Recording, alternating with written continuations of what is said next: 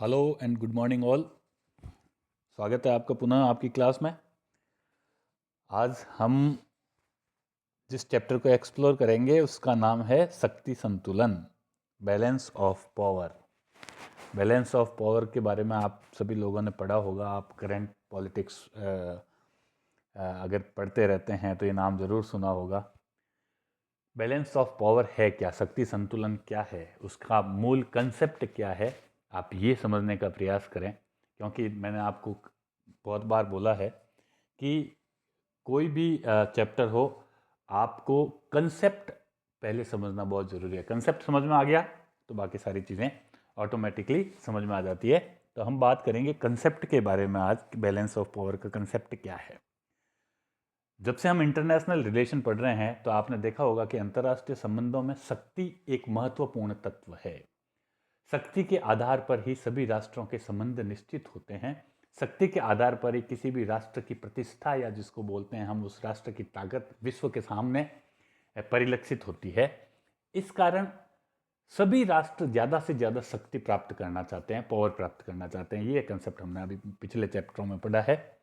तो आप देखिए, अगर सभी राष्ट्र शक्तिशाली होना चाहेंगे तो विश्व में शक्ति का बोलबाला हो जाएगा और विश्व कहीं न कहीं युद्धों में झोंक दिया जाएगा। तो इसके लिए ज़रूरी क्या है, शांति के लिए क्या है।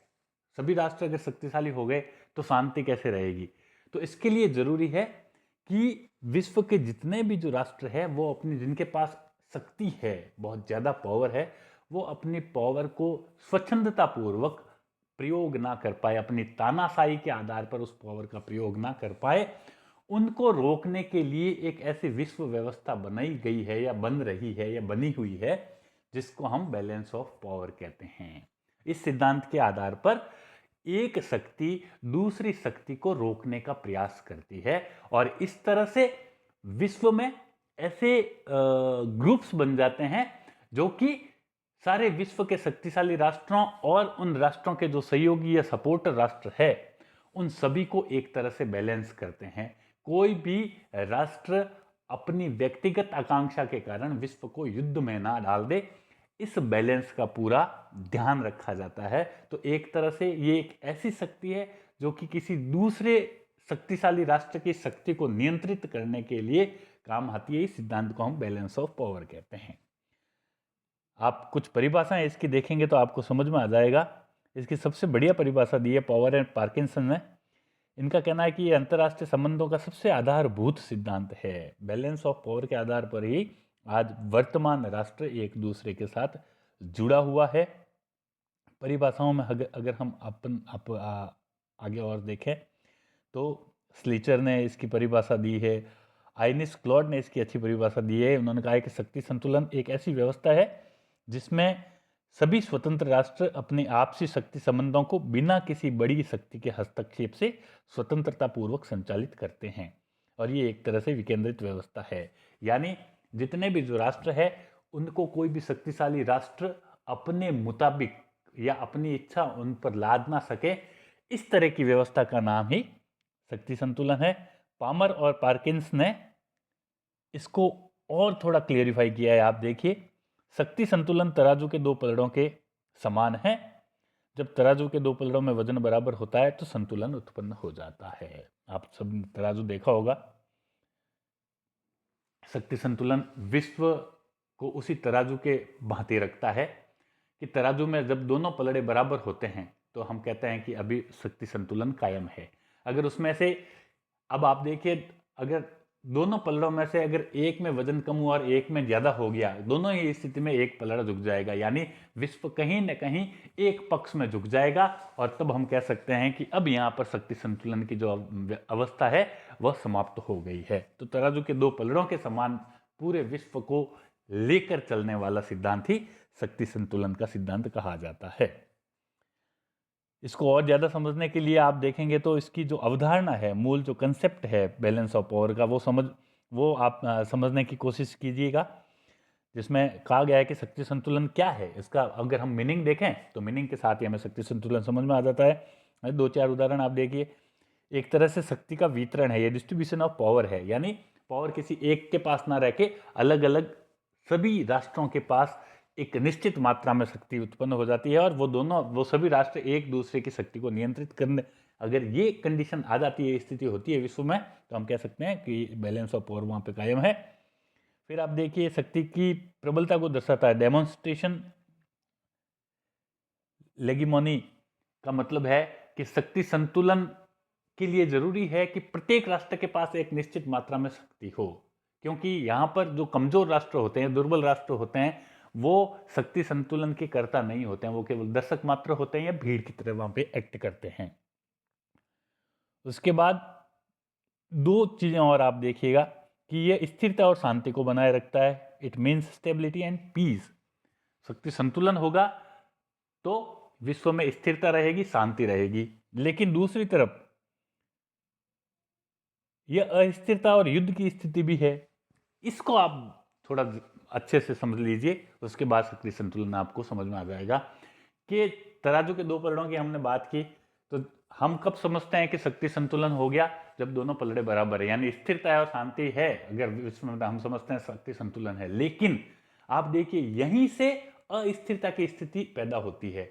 जब सभी बैलेंस में होते हैं, तो मैंने आपको पहले बताया था कि सभी राष्ट्र शक्ति प्राप्त करने की इच्छा रखते हैं, यानी यथा स्थिति को बदलने की इच्छा रखते हैं। तो जब सभी राष्ट्रों में बराबर शक्ति होती है, साम्यावस्था होती है, तराजू के पलड़े भारी बराबर होते हैं, तो क्या होता है? बराबर शक्तिशाली राष्ट्रों में से किसी एक की आकांक्षा होती है कि वह थोड़ी सी शक्ति और प्राप्त करके अपनी स्थिति को थोड़ा सुदृढ़ बनाए, और वहीं से तराजू का एक पलड़ा नीचे यानी भारी हो जाता है और एक हल्का होने की कंडीशन में आ जाता है। तो जब बैलेंस होता है, वहीं से शक्ति संतुलन की स्थिति युद्ध और अस्थिरता की ओर भी ले जाती है। तो ये शांति और पीस, जिसको हम बोलते हैं पीस का भी द्योतक होता है, और ये कहीं ना कहीं अस्थिरता और युद्धों का भी द्योतक होता है। इसी तरह से और दिया गया है। आगे हम देखते हैं इसकी कैरेक्टरिस्टिक्स या विशेषताएं या प्रकृति जो है वो कैसी है। शक्ति संतुलन के लक्षण, विशेषताएं या प्रकृति, कुछ भी कह सकते हैं आप, कैरेक्टरिस्टिक्स। सबसे पहला संतुलन। शक्ति संतुलन का अर्थ वही है कि राजनीतिक शक्ति संबंधों में गतिशीलता के कारण निरंतर सदैव परिवर्तनशील रहता है। इनके मध्य संतुलन रखना ही शक्ति संतुलन का मूल है। हर एक राष्ट्र की शक्ति कभी कम और कभी ज़्यादा हो जाती है। आप देखते हैं विश्व में हमेशा संबंध बदलते रहते हैं, शक्ति संबंध हमेशा बदलते रहे हैं। आप अगर अंतर्राष्ट्रीय विश्व को देखें तो उसमें संतुलन होना। दूसरा अस्थायी और अस्थिर, टेम्परेरी एंड अनस्टेबल। ये हमेशा वास्तव में शक्ति संतुलन कभी स्थिर नहीं होता, ये अस्थायी होता है। शक्ति संतुलन बदलता रहता है। आज विश्व किसी एक शक्ति के साथ है, कभी किसी दूसरे शक्ति के पास। आप थोड़ा सा बैकग्राउंड में जाएंगे तो कभी देखेंगे आप कि कभी विश्व में ब्रिटेन और फ्रांस की तूती बोलती थी, फिर जमाना आया सोवियत संघ की तूती बोलने लगी, फिर अमेरिका यूएसए सबसे बड़ा शक्तिशाली विश्व बन के उभरा, चाइना कभी उसको टक्कर दे रहा है। अब वर्तमान में हम देखें तो कहीं ना कहीं भारत भी विश्व राजनीति में अपनी पहचान या अपनी एक इंट्रोडक्शन बनाने में सफल रहा है। तो हमेशा ही शक्ति संतुलन कभी भी स्थिर नहीं होता या अस्थिर होता है, और समय समय पर विभिन्न राष्ट्रों के पक्ष में झुकता रहता है। देन बड़ी शक्तियां, थर्ड है यथापूर्वक स्थिति का समर्थक। मेनली शक्ति संतुलन स्थापित होने का मतलब यह है कि सभी राष्ट्रों ने वर्तमान स्थिति को मान लिया है। अगर उसमें छेड़छाड़ होती है तो असंतुलन हो जाएगा। तो जो यथापूर्वक स्थिति है, स्टेटस को जिसको हम बोलते हैं, उसको मानने का उपकरण है ये, उसका समर्थक है। देन शक्ति संतुलन की कसौटी युद्ध होता है। वास्तविक शक्ति संतुलन है या नहीं, ये पता कब चलता है? जब युद्ध होता है, क्योंकि एक युद्ध के बाद ही व्यवस्थाएं कायम होती है, और एक युद्ध से दूसरे युद्ध के बीच में हमेशा ही यथास्थिति बनी रहती है। तो जैसे ही युद्ध होगा तभी पता चलेगा कि जो शक्ति संतुलन दिख रहा था वास्तव में वो शक्ति संतुलन था या नहीं था। नेक्स्ट उसका कैरेक्टरिस्टिक्स है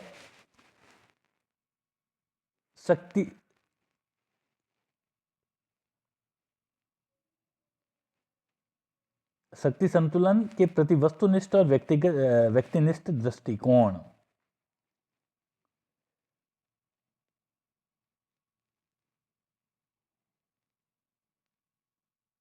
वस्तुनिष्ठ और व्यक्तिनिष्ठ दृष्टिकोण का अभिप्राय ये है कि व्यक्तिनिष्ठ दृष्टिकोण के अनुसार शक्ति संतुलन एक ऐसी स्थिति है जिसमें राष्ट्र किसी भी एक या दूसरी तरफ अपने हितों को ध्यान में रखकर कार्य कर सकते हैं।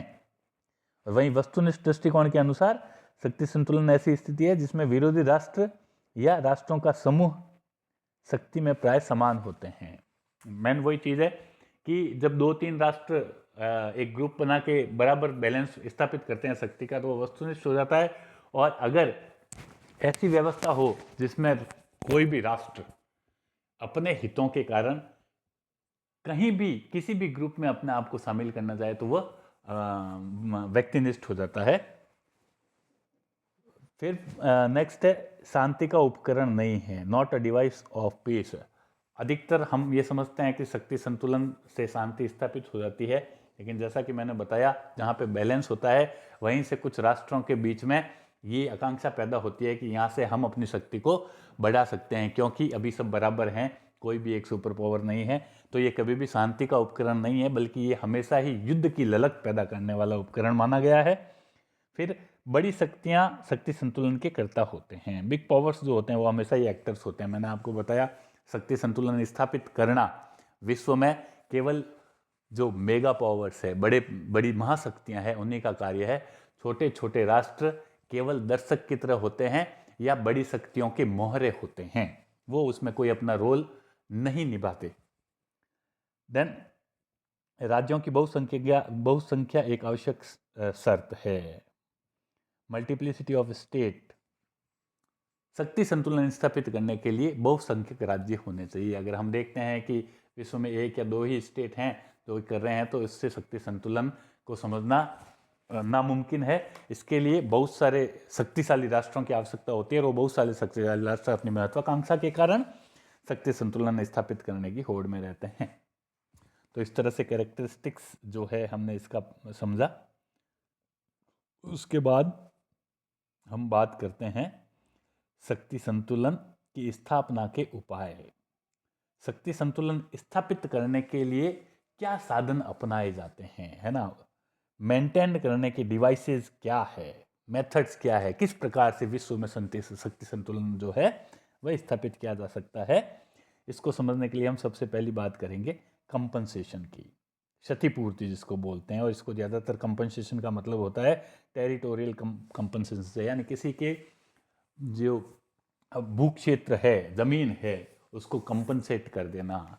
इसको आप ऐसे समझिए कि जब भी कोई राष्ट्र शक्ति संतुलन के लिए खतरा पैदा करता है या कहीं न कहीं विश्व में युद्धों का कारण बनता है बार बार, तो विभिन्न राष्ट्र उस राष्ट्र की शक्ति को कमजोर करने का प्रयास करते हैं, ताकि वो आइंदा से कभी भी एक युद्ध का कारण ना बने या युद्ध करने की चेष्टा ना करे। और इस तरह से उसको कमजोर करने के लिए उसके जो भूक्षेत्र होता है उसको या तो डिवाइड कर देते हैं, या जीते हुए राष्ट्र या जो शक्तिशाली राष्ट्र है, जो ये कर्ता राष्ट्र है, वो उसकी ज़मीन को आपस में बांट लेते हैं। इस तरह से जब वो ज़मीन के टुकड़े हो जाते हैं या वो ज़मीनी रूप से वो कमज़ोर होता है राष्ट्र, तो पुनः युद्ध की संभावना क्षीण हो जाती है। तो जो सबसे पहला साधन है वो क्षतिपूर्ति। आप देखते हैं कि द्वितीय और विश्व युद्ध के बाद, प्रथम विश्व युद्ध के बाद जीते हुए राष्ट्रों ने विभिन्न जो संधियाँ की थी, उन संधियों में जर्मनी हो या चाहे जो दूसरे राष्ट्र, उनको कमज़ोर करने के लिए उनका डिवाइडेशन कर दिया, जर्मनी को 2 भागों में बांट दिया था। ऐसी अनेक सी चीज़ें हैं। जब शीत युद्ध अपने चरम पे था, तो आपको पता है सोवियत संघ जो था पुनः उसके टुकड़े हो गए और वो पुनः एक रशिया अकेला रह गया। तो ऐसे बहुत सारे उदाहरण है जिसमें किसी भी शक्तिशाली राष्ट्र के भू क्षेत्रों को बांटकर उसको शक्तिशाली बनने से रोका जाता है और वहाँ पे शक्ति संतुलन स्थापित किया जाता है। उसके बाद गठबंधन, अलायंसेज जिसको बोलते हैं। अलायंसेज, विभिन्न राष्ट्र आपस में ऐसे अलायंस बना लेते हैं, ऐसी संधियां कर लेते हैं जिससे कि उनका एक गुट बन जाता है। और जब एक गुट पावरफुल होता है तो फिर जो उनके विरोधी राष्ट्र होते हैं वो भी ऐसी ही संधियां उसके जो विरोध में कर लेते हैं, ताकि उस गुट के शक्ति को या उसके प्रभाव को कम किया जा सके। जैसे आपने देखा होगा नाटो, सीटो, वारसाई पैक्ट आदि जो हुए हैं, उसमें एक तरफ जब अमेरिका संधियां कर रहा था और विश्व के सभी देशों को अपने ग्रुप में मिला रहा था, तो वहीं सोवियत संघ ने दूसरे उसके जो प्रतिद्वंदी राष्ट्र है उनको अपने में मिलाया। ऐसे ही विश्व के अनेक गुट बनते रहते हैं और वो एक गुट दूसरे गुट के प्रभाव को कम करने के लिए हमेशा ही ऐसे संधियां करता रहता है। उसके बाद हम बात करते हैं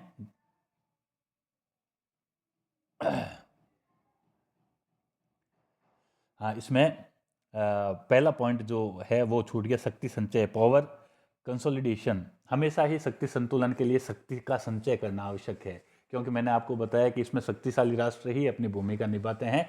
इसलिए हर राष्ट्र ज़्यादा से ज़्यादा शक्ति प्राप्त करके फिर शक्ति संतुलन का निर्णायक बनना चाहता है। वो चाहता है कि शक्ति संतुलन की स्थिति जो हमेशा है वो उसके पक्ष में बनी रहे। देन बात आती है नेक्स्ट, विभाजन तथा शासन की नीति, divide and rule policy. Divide and rule policy का मतलब होता है कि हमेशा ही जब किसी एक पूरे विश्व में किसी एक क्षेत्र में किसी शक्तिशाली राष्ट्र को अपना प्रभाव स्थापित करना होता है, या उसको लगता है कि इस क्षेत्र में ये एक या दो या तीन कंट्रीज मिलके कहीं ना कहीं बैलेंस ऑफ पावर को बिगाड़ सकते हैं, तो वो लोग उन राष्ट्रों के बीच में फूट डालने की कोशिश करते हैं। फूट जैसे मान लीजिए अगर एशिया महाद्वीप के राष्ट्र हैं, जैसे भारत है, चाइना है, रसिया है, तो वो हमेशा ये चाहेंगे कि ये जो राष्ट्र हैं कभी एक ना हो पाए। शक्ति जो महाशक्तियां हैं वो हमेशा ही किसी न किसी तरीके से उन राष्ट्रों के बीच में खाई पैदा करने की कोशिश करती है, ताकि एक शक्तिशाली गुट पुनः उभर के ना आए, शक्ति संतुलन को चैलेंज ना करे। उसके बाद हस्तक्षेप और अहस्तक्षेप। हस्तक्षेप और अहस्तक्षेप का मतलब होता है कि अनेक बार किसी राष्ट्र के अंदरूनी मामले में हस्तक्षेप करके या विश्व के किसी दो राष्ट्रों के बीच की समस्या में सीधा हस्तक्षेप करके, इंटरवेन करके शक्ति संतुलन स्थापित किया जाता है, ताकि वो समस्या बड़ी ना हो और विश्व के शक्ति संतुलन को चैलेंज ना करे। वहीं अहस्तक्षेप के द्वारा भी कहीं ना कहीं शक्ति संतुलन को स्थापित किया जाता है। मान लीजिए दो देशों के बीच में जैसे अपन एक एग्जांपल लेते हैं, इंडिया और पाकिस्तान के बीच में हमेशा से ये एक जंग सी छिड़ी हुई थी है, या चाइना और इंडिया के बीच में ले लीजिए। तो यहाँ पर शक्ति संतुलन स्थापित करने के लिए महाशक्तियाँ क्या कर सकती है? हस्तक्षेप कर सकती है। जैसे मान लीजिए चाइना सुपर पावर है या बड़ा पावर है, तो महाशक्तियाँ कहीं ना कहीं इंडिया के पक्ष में हस्तक्षेप करके बैलेंस ऑफ पावर बनाने की कोशिश करेगी। या अहस्तक्षेप की नीति क्या होती है? अगर कहीं ना कहीं ऐसी कंडीशन में इंडिया चाइना को चैलेंज कर रहा है, तो बड़ी शक्तियां वहां पे हस्तक्षेप करेगी, यानी हस्तक्षेप नहीं करेगी, ताकि इंडिया को अपना आप को उभारने का मौका मिले और जो दूसरा पावर है वो उसके इक्वल हो जाए। तो इस तरह से हस्तक्षेप और हस्तक्षेप करके भी बैलेंस ऑफ पावर स्थापित किया जाता है। उसके बाद मैत्री संधियों की स्थापना करना और मजबूत करना, form of alliances and strengthening of the friends.